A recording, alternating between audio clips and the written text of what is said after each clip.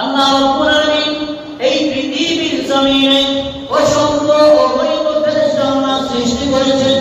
তাদের মধ্যে সর্বশ্রেষ্ঠ সবচেয়ে দামি ফেরেশতার নাম হচ্ছে জিবরাইল আলাইহিস সালাতু ওয়াস সালাম। এই জিবরাইলের শ্রেষ্ঠত্বের অন্যতম কারণ হলো আল্লাহ রাব্বুল আলামিন যখন আমার নবীর উপর কোরআন নাযিল করতেন, ওই যে আল্লাহর পক্ষ থেকে কোরআন নিয়ে আমার নবীর কাছে পৌঁছে দিতেন, মাঝখানে যে একটা কোরআনের সাথে যে একটা সম্পর্ক হয়ে গেল, এই সম্পর্ক হয়ে যাওয়ার কারণে আল্লাহ রাব্বুল আলামিন সমস্ত ফেরেশতাদের মধ্যে জিবরাইলকে শ্রেষ্ঠত্ব দান করে দিয়েছে। অপরদিকে যদি আমরা লক্ষ্য করি তাহলে দেখতে পাই আল্লাহ রাব্বুল আলামিন এই পৃথিবীর জমিনে অনেক নবী রাসূল প্রেরণ করেছেন। এই নবীদের মধ্যে সর্বশ্রেষ্ঠ নবী হচ্ছে আমার নবী, আপনার নবী, দুজাহানের বাদশা নবী, ইমামুল মুরসালিন, সাইয়্যিদুল মুরসালিন ওয়া খাতামুন নাবিয়্যিন, মুহাম্মদ আরবি সাল্লাল্লাহু আলাইহি ওয়াসাল্লাম। আমাদের নবীর শ্রেষ্ঠত্বের অন্যতম কারণ হলো আল্লাহ রাব্বুল আলামিন এই কোরআন আর কোন নবীর উপর নাযিল করেন নাই, একমাত্র আমাদের নবীর উপর সেই কোরআন নাযিল করেছেন। আর এই কোরআন নাযিল করার কারণে আল্লাহ রাব্বুল আলামিন সমস্ত নবীদের উপর আমাদের নবীকে শ্রেষ্ঠ মর্যাদা দিয়েছে। অপরদিকে লক্ষ্য করে দেখতে পাবো আরবি 12টা মাস আছে, ইংরেজিও 12টা মাস আছে, বাংলাও 12টা মাস আছে। তার মধ্য থেকে সর্বশ্রেষ্ঠ সর্বদামি সেই মাস হচ্ছে, সেই মাসের নাম হচ্ছে রমজান মাস। এর কারণ হলো আল্লাহ রাব্বুল আলামিন এই রমজান মাসে কোরআন, সেই পবিত্র কালামুল্লাহ শরীফ, সেই মহামূল্যবান কোরআন নাযিল করেছেন। আর এই কোরআন নাযিল করার কারণে সমস্ত মাসের মধ্যে রমজানকে আল্লাহ শ্রেষ্ঠত্ব দিয়েছেন। সুতরাং আমরা যদি কোরআন পড়ি, কোরআনকে ধারণ করি, এই কোরআনের বিধিবিধান অনুযায়ী যদি আমাদের জীবনটাকে পরিচালনা করি, তাহলে আল্লাহ রাব্বুল আলামিন হাসরের কঠিন ময়দানে, হাসরের সেই কঠিন পরিস্থিতিতে সকলের উপরে আমাদের মর্যাদা করে দিবেন। আল্লাহ নবী হাদিসের মধ্যে বলেন, ইকালু লিসাহিবিল কুরআনি ইকরা ওয়ারতাকি ওয়ারাতিল কামা কুনতা তুরাতিলু ফিদ দুনিয়া ফাইন্না মানজিলাকা ইনদা আখিরি আয়াতিন তাকরাউহা। আল্লাহ নবী বলেন, হাসরের কঠিন সেই ময়দানে হাফেজে কুরআনদেরকে বলা হবে, তোমরা পড়ো। কিভাবে তোমরা পড়বা? তারতিল সহকারে পড়বা। যেভাবে দুনিয়ার জমিনে তারতিল সহকারে তোমরা তেলাওয়াত করতে তোমরা পড়বা, সেই তারতিল সহকারে আজকে তোমরা পড়ো। আজকে তোমাদের তেলাওয়াতের যেখানে মধ্যে শেষ হবে, সেখানেই তোমাদের অবস্থান হবে। সুবহানাল্লাহ। এই কোরআন নাযিল করা হয়েছে পড়ার জন্য এবং মানার জন্য। সুতরাং আমাদের উচিত হলো, আমাদের কাজ হলো এই কোরআন পড়া এবং দৈনন্দিন জীবনে সেই কোরআনকে মানার চেষ্টা করা। সমাজের মধ্যে বহু প্রচলিত একটা ভুল ধারণা আছে, অনেকেই বলে সেই কোরআন না পড়লে নাকি কোনো সওয়াব নেই, কোনো লাভ নেই। অথচ আল্লাহ নবী বলেন,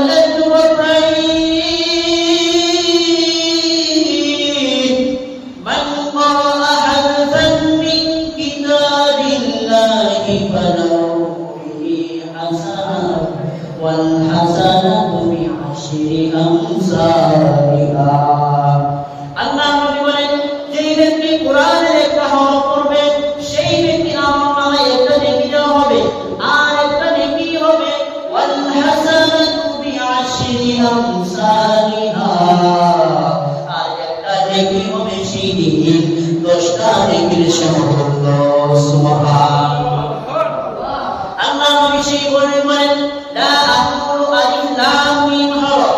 আমি নবী এইভাবে বলি নাই আলিফ লাম মিম হরফ, 3টা হরফ মিলে একটা হরফ। আমি নবী কিন্তু সেইভাবে বলি নাই। আল্লাহ নবী বলেন, বাল আকুলু হরফ ওয়া লাম হরফ ওয়া মিম হরফ। সুতরাং লাম একটা হরফ, মিম একটা হরফ, আলিফ একটা হরফ।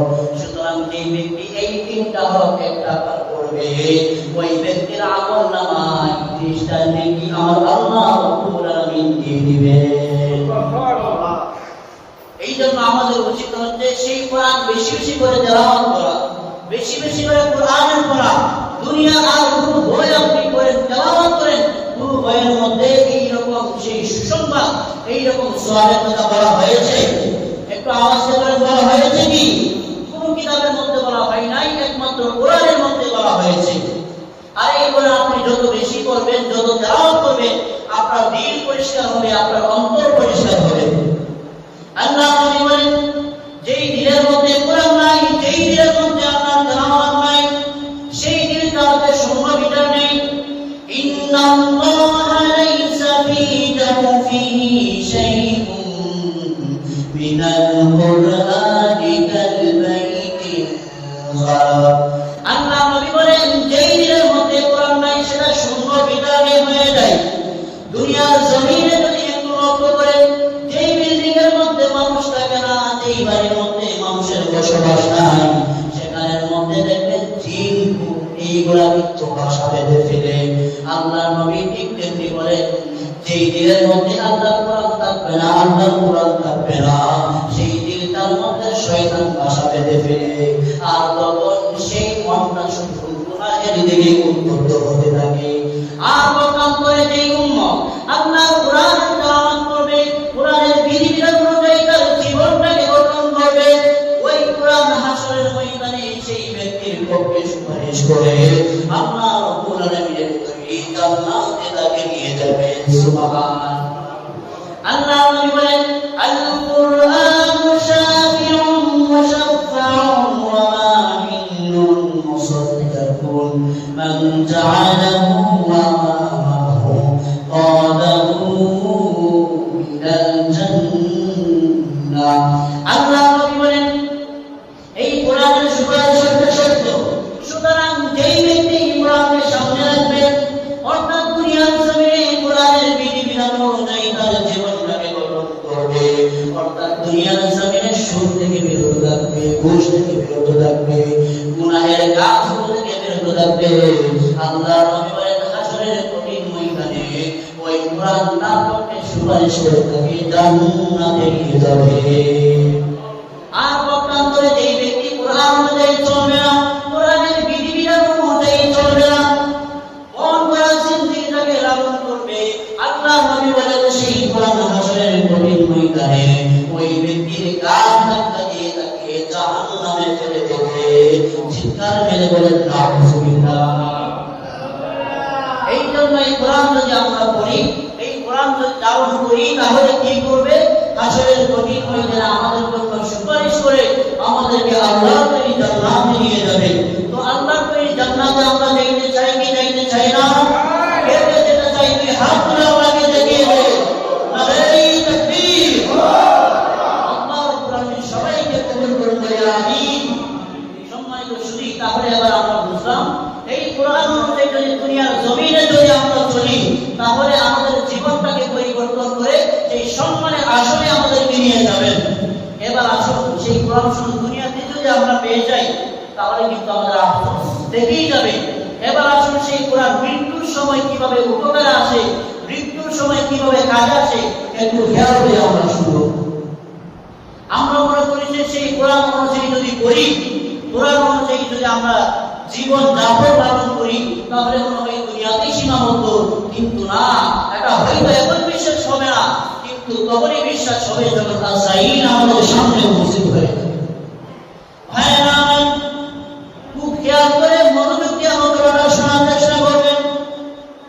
যেই দিন মালাকুল মউত আজরাইল আপনার গলাটা চেপে ধরবে, আপনার টুপি চেপে ধরবে, ওই দিন দেখবেন আপনার এমন পানির পিপাসা লাগবে, 500 ফেরেশতাকে নিয়েছে এমন ভাবে টুপি চেপে ধরবে। ওই দিন আল্লাহর নবী বলেন সেই বান্দার এমন পিপাসা লাগবে, সারা দুনিয়ার নীল নদীর পানিও যদি তাকে পান করানো হয়, তারপর আমার সেই উম্মতের পানির পিপাসা নিবারণ হবে না। এক ব্যক্তি 4 জন ছেড়ে 2 জন সম্পদ, টাকা পয়সার কোনো অভাব নাই। দুনিয়ার জমিনে যখন আজরাইল সেই বান্দার দরবারে হাজির হয়ে যাবে, ওই বান্দা যদি সেই আজরাইলকে বলে আমার টাকা পয়সা ধন সম্পদ যা সব কিছু তুমি নিয়ে যাও, তারপর তুমি আমাকে ছেড়ে দাও। আচ্ছা বলেন তাহলে কি আজরাইল ছেড়ে দেবে? আওয়াজ দিয়ে বলেন তাহলে কি ছেড়ে দেবে? কোনোভাবেই কিন্তু ছাড়বে না। ওই ব্যক্তি এক নম্বর ছেড়েছে ইঞ্জিনিয়ার, বাবার সাকরাতে মৌত যখন দায়ী হয়ে গেছে, ওই ব্যক্তি চাম্পা কলা নিয়েছে বাবার পাশে এসে বলতেছেন, বাবা আমি আপনার ছেলে ইঞ্জিনিয়ার, আপনার জন্য চাম্পা কলা নিয়ে এসেছি, দেখতেন তো আপনি আমাকে চিনতে পারেন কিনা? দ্বিতীয় নাম্বার যে আমাদের ব্যাংকের ম্যানেজার, ওই ব্যক্তি তার বাবার জন্য আঙ্গুর নিয়ে আসছে, আঙ্গুর নিয়ে এসে বাবার পাশে বলতেছে, আমি আপনার ছেলে ব্যাংকে চাকরি করি, ব্যাংকের ম্যানেজার, দেখেন তো আপনি আমাকে চিনতে পারেন কিনা? তৃতীয় নাম্বারের ছেলে হচ্ছেন শিব ডাক্তার, বাবার জন্য ওষুধ নিয়েছি, বাবার পাশে এসে বলতেছেন, বাবা আমি আপনার জন্য ওষুধ নিয়ে আসছি, আপনি যদি সেই ওষুধ খান তাহলে কিন্তু আপনি ভালো হয়ে যাবেন। আচ্ছা এবার আপনারাই বলেন এইগুলো আনার কারণে কি আজরাইল তাকে ছেড়ে দেবে? কোনোভাবেই কিন্তু ছাড়বে না।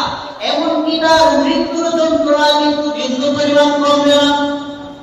ওইদিকে চতুর্থ নম্বর ছেলেটা, মাদ্রাসায় পড়নেওয়ালা ছেলেটা, যখন সেই বাবার অসুস্থতার খবর যখন তার কানের মধ্যে চলে গেল, মাদ্রাসা থেকে ছুটি নিয়ে আসে বাড়ির দিকে রওনা হয়ে গেল। তার চাচা তখন জিজ্ঞাসা করতেছেন, এর বাকিটা তোমার ভাই তোমার বাবার জন্য আঙ্গুর নিয়ে যাচ্ছে, আরে ভাই তোমার বাবার জন্য কলা নিয়ে যাচ্ছে, আরে ভাই তোমার বাবার জন্য সেই ওষুধ নিয়ে যাচ্ছে, তুমি তোমার বাবার জন্য কি নিয়ে যাচ্ছ? ওই মাদ্রাসায় পড়নেওয়ালা ছেলেটা বলেন, আমার ভাইরা বিভিন্ন ধরনের খাবার দাবার নিয়ে যাচ্ছে, কিন্তু আমি আমার বাবার জন্য কোনো ধরনের খাবার নিয়ে যাই নাই, ফল ফলাদি নিয়ে যাই নাই, আমি আমার বাবার জন্য আল্লাহ রাব্বুল আলামিনের সেই মহান কোরআন নিয়ে যাচ্ছি। আল্লাহ নবী হাদিসের মধ্যে বলেন, কোন বান্দা যখন মৃত্যুর শয্যায় উপনীত হয়ে যায়, সাকরাতে কঠিন মরণদায়ী হয়ে যায়, ওই সময় যদি আমার বান্দার পাশে বসে যদি সূরাতুল ইয়াসিন যদি তেলাওয়াত করে, আল্লাহ নবী বলেন ওই সময় আল্লাহ রাব্বুল সাথে সাথে সেই বান্দার মৃত্যুর যন্ত্রণা কমিয়ে দেন। জোরে বলেন সুবহানাল্লাহ। চতুর্থ নাম্বার ছেলেটা বাবার পাশে বসে সূরা ইয়াসিন তেলাওয়াত করেন, ইয়াসিন ওয়াল কুরআনিল হাকীম ইন্নাকা লামিনাল মুরসালিন আলা সিরাতিন মুস্তাকিম। এইভাবে যখন একটা আয়াত যখন তিনি তেলাওয়াত করেন, আর একটা আয়াতের মাধ্যমে আল্লাহ রাব্বুল আলামিন সবকিছু দেখতেছিলেন, পর্যবেক্ষণ করতেছিলেন। আমার আল্লাহ রাব্বুল আলামিন ফেরেশতাদেরকে ডাক দিয়ে বলেন, এই ফেরেশতারা শুনুন, আমার বান্দার পাশে বসে তার সন্তান সূরাতুল ইয়াসিন তেলাওয়াত করছে, আর ওই সময় যদি তাকে মৃত্যুর যন্ত্রণা নেই, আমি আপনার জন্য বান্দার বিষয় হয়ে যাই, তোমরা সাক্ষী থাকো, আমার বান্দার মৃত্যুর যন্ত্রণা আমি আল্লাহ রাব্বুল আলামিন ক্ষমা করে দিলাম। তাহলে সেই কোরআন আমাদের মৃত্যুর সময় আমাদের উপকারে আসবে। এই জন্য আমাদের উচিত হচ্ছে সেই কোরআন অনুযায়ী চলা, কোরআনকে বুকে ধারণ করা।